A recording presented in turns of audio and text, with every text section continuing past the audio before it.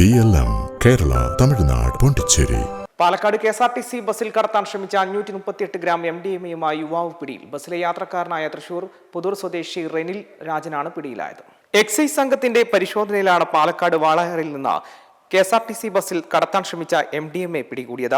ബസ്സിലെ യാത്രക്കാരനായ തൃശൂർ പുതൂർ സ്വദേശി റെനിൽ രാജനാണ് പിടിയിലായത്. ഇയാളിൽ നിന്ന് 538 ഗ്രാം ലഹരി മരുന്ന് കണ്ടെടുത്തു. ഇത് കോയമ്പത്തൂരിൽ നിന്ന് വാങ്ങിയതെന്നാണ് പ്രതി എക്സൈസിന് നൽകിയ വിവരം. പ്രതിക്ക് ഗോവയിൽ ചൂതാട്ട കേന്ദ്രങ്ങളുമായി ബന്ധമുള്ളതായി എക്സൈസ് ഉദ്യോഗസ്ഥർ പറഞ്ഞു. കോയമ്പത്തൂരിൽ നിന്ന് എറണാകുളത്തേക്ക് പോകുന്ന ബസ്സിലായിരുന്നു ഇയാൾ ഉണ്ടായിരുന്നത്. സംസ്ഥാനത്തെ കോളേജുകളിൽ ഉൾപ്പെടെ യുവാക്കൾക്ക് വിൽപ്പന നടത്താനായിരുന്നു ലഹരി എത്തിച്ചത്. പിടിച്ചെടുത്ത ലഹരി മരുന്നിന് വിപണിയിൽ 1.5 കോടി രൂപയിലേറെ വില വരും. വിപണിയിൽ കൃത്രിമ ഡിമാൻഡ് ഉണ്ടാക്കി അതിലും കൂടുതൽ വിലയ്ക്ക് വിൽക്കുന്നതാണ് ഇവരുടെ രീതി. പാലക്കാട് ജില്ലയിൽ ഈ വർഷം പിടിച്ചെടുക്കുന്ന ഏറ്റവും വലിയ MDMA വേട്ടയാണിത്.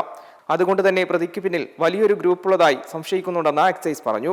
കൂടുതൽ അന്വേഷണവും ഇതിനെക്കുറിച്ച് നടക്കും. പ്രതി റെനിൽ രാജനെ ആദ്യമായാണ് എക്സൈസിന്റെ വലയിൽപ്പെടുന്നത്.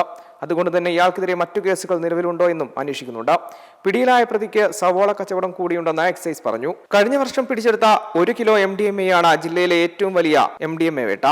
അതിനെ തുടർന്നുള്ള രണ്ടാമത്തെ സംഭവമാണിത്. സർക്കിൾ ഇൻസ്പെക്ടർ അജയ് കുമാറിന്റെ നേതൃത്വത്തിൽ നടന്ന റെയ്ഡിൽ സിവിൽ എക്സൈസ് ഓഫീസർമാരായ രഞ്ജിത്ത്, തൗഫീഖ്, ഹരികൃഷ്ണൻ, സുബിൻ രാജ്, അനീഷ് എന്നിവരും പങ്കെടുത്തു. M5 live, Palakkad. മെമ്പർമാരുടെ നിക്ഷേപങ്ങൾക്ക് ഉയർന്ന ലാഭവിഹിതം നൽകുന്ന കേന്ദ്ര സർക്കാർ സഹകരണ registered society Bharat Lajna multi state housing cooperative society limited.